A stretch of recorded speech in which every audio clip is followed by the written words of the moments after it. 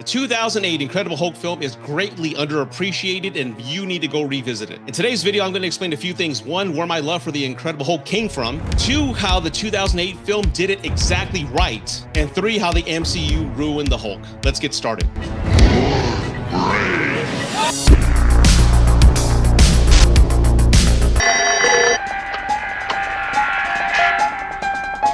Dr. David Banner, physician, scientist. Growing up as a Gen Xer, there were two superheroes that were near and dear to my heart. That was the Incredible Hulk and Superman. The reason being the movies that was Superman, I saw them all the time.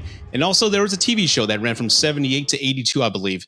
It was the Incredible Hulk starring the great Bill Bixby and Lou Ferrigno.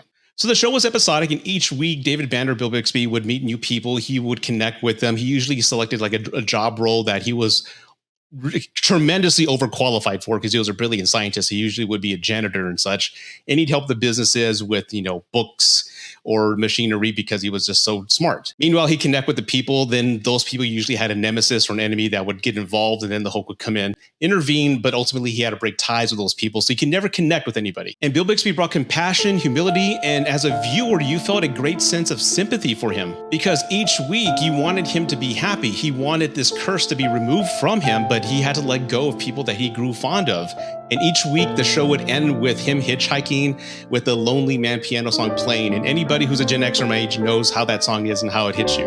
Oh, straight to the feels. And meanwhile, you had Lou Ferrigno, who was a newcomer to acting. He wasn't as seasoned as Bill Bixby. He played the role with great humility and also like the monster in Frankenstein, a misunderstood character who would obviously attack those who attacked him, but he also showed compassion and he cared for certain characters like children or people who were under threat. Now, don't get me wrong, there's still moments of silliness within the show. I think there's one episode where the Hulk, they actually had Lou Ferrigno wrestle a bear, a real life bear, and then he throws a bear across the lake. So that's...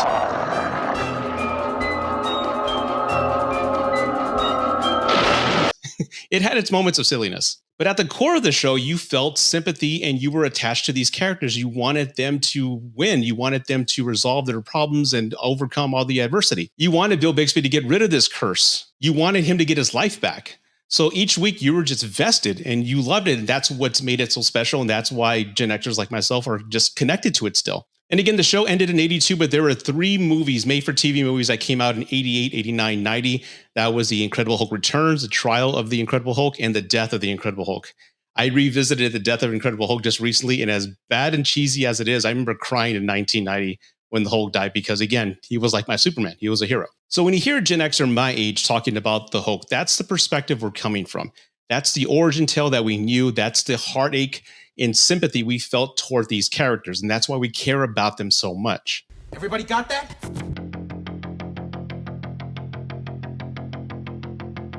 Loved it. I'm not like snobby about, I loved those like comics and I subscribed to them. Yeah. I subscribe to Hulk, and I love the Bill Bixby. Like, he's it for me. He's always, for anyone our age, like, he's, you know, him walking away at the end of the show. Yeah. That's it. But Hulk is like the Prometheus, right? The guy who steals fire from the gods for people, but he gets burned doing it and is cursed. And that's how I thought about it. I was like, if we could do something like that leans into this guy who thinks he's going for something good, that's going to help humanity, and he cracks open like the backside of God and takes something out that is not meant to be taken out, and now he's cursed. Now for me, I admire and love Edward Norton as an actor, and I love the approach he was going with. He loved the Nolan dark take in telling comic book stories to modernize it. So that's the approach he had pitched with Marvel, Kevin Feige, and that's the approach they love. Initially, Marvel loved that idea. Now, it wasn't until the end of production when Edward Norton started losing creative control of the Hulk. Kevin Feige and group decided to go a different route. They were going to use the Hulk as part of a collaborative team with the Avengers with a different tone and a different take. So having one character with one narrative going into a family fun narrative, that didn't make sense to them, so they decided to go ahead and go a different route with the Hulk, which Edward Norton didn't appreciate. And as a matter of fact, when the film was released, he didn't do any press work for it. Now, that being said, I love The Incredible Hulk. I just recently saw it again for the first time in over 8 years, and it's aged beautifully. It's the tone of the film. It feels like a serious take, that original tone that Edward Norton had spoken about. And also, it's an homage to the original Hulk series that I just spoke about. And the Hulk, what I love about this, it's treated like the Jekyll and Hyde. He's treated like a beast. He's treated like a monster to be feared. That first encounter that they have with that group of army men in that warehouse, he's hidden in the shadows, and I love how that's executed, and then you get a brief glimpse of the Hulk's face. That rage and that anger. I love that! Instead, we got this now. Did you get that? Oh, God. Hulk out! And I love the approach Edward Norton uses playing Bruce Banner, because he reminds us he's just human. He's on the run. He's a fugitive. He wants to get rid of this curse. And they also address PTSD, which is really not discussed in the superhero films outside of maybe Iron Man 3. But there's moments where he is triggered by objects and sounds, and it affects him because of the trauma he's been through. And probably the biggest thing I appreciate about this film is that, get this, there's no jokes. There's raw human emotional scenes in the film where they just let them act without throwing a butt or fart joke in there. It's not that hard, Marvel. We need more of that.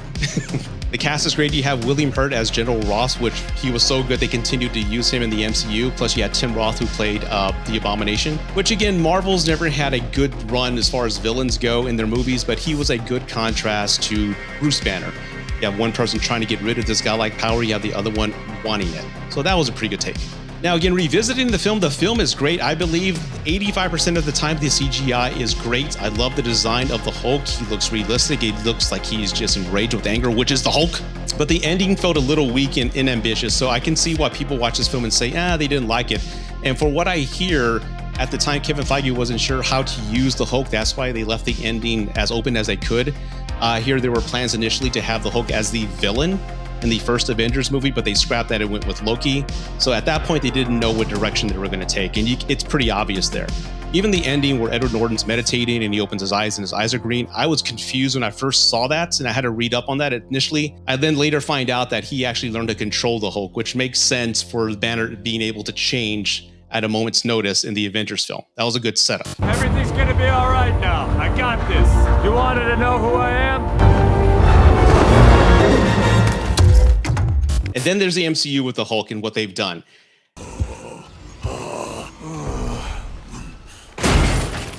I was okay with the Avengers piece. I was even okay with Avengers 2. And again, because the Hulk hasn't had a solo film, it's because of the rights that are owned by Universal. Universal's the only studio that can release an Incredible Hulk solo film. That's why the rights that the MCU does have is with the Hulk being in ensemble films. That's the only way they can use them. So the use of him in the Avengers 1 and 2 were okay with me.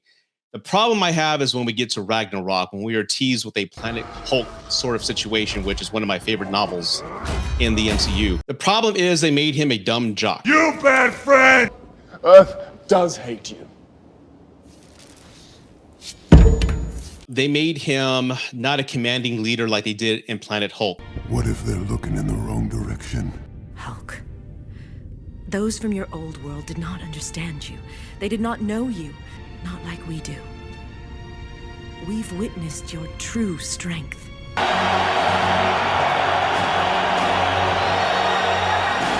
He was just a partner, a sidekick to Thor.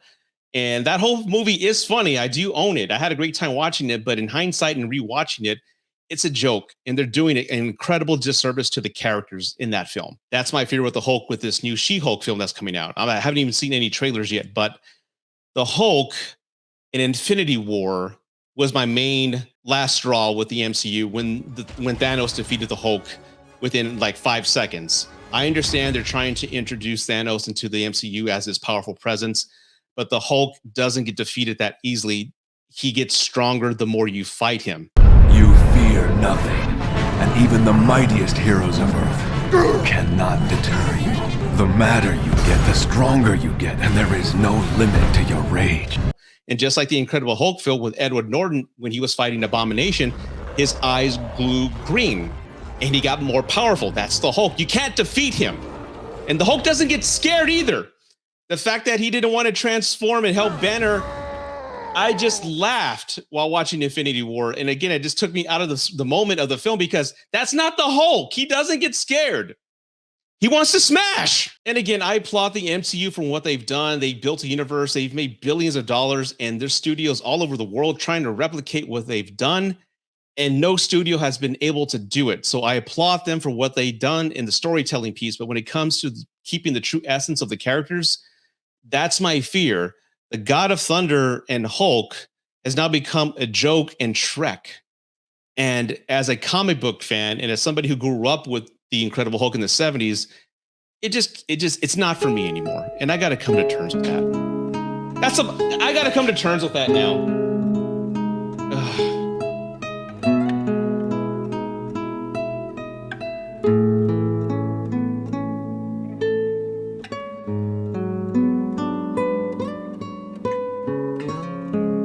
The Hulk I had growing up is no longer here, and I have to come to terms with that and let go.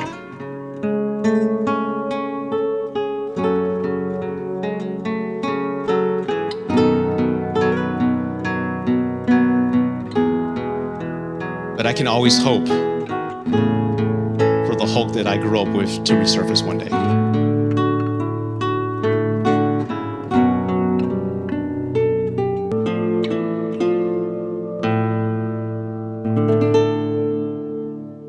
Well, everybody, I hope you enjoyed the new format, my take on the Hulk. And if you did, let me know in the comments below. Please subscribe, like the video. I definitely want to hear from you. And I need more Patreons, please. I have 3 loyal Patreons right now. And I promise you now, whoever is my 4th Patreon, I will dedicate the next video to you. That being said, thank you for watching, everybody. Take care.